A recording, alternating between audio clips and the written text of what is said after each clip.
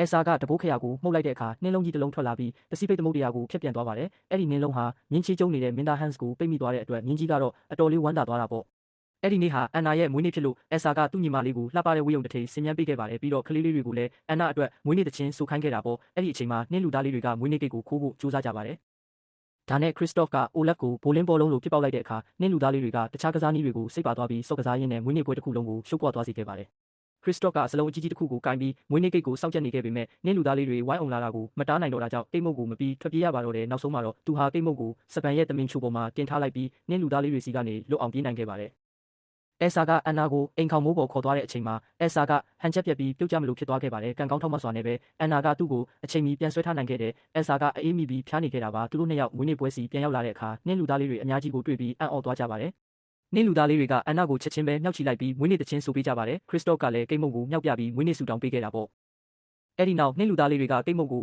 စပန်စီတဲသွားပေးကြပြီးစပန်ကကိတ်မုတ်ကိုအမြန်ပဲလှိဖြတ်ပေးလိုက်ပါတယ်။နှင်းလူသားလေးတွေကကိတ်မုတ်ကိုအားရပါရစားရင်ပျော်ရွှင်နေကြပေမဲ့အန်နာအတွက်ကတော့အဲဆာရဲ့ကျမ်းမာရေးကသာအရေးကြီးဆုံးဖြစ်နေပါတော့တယ်။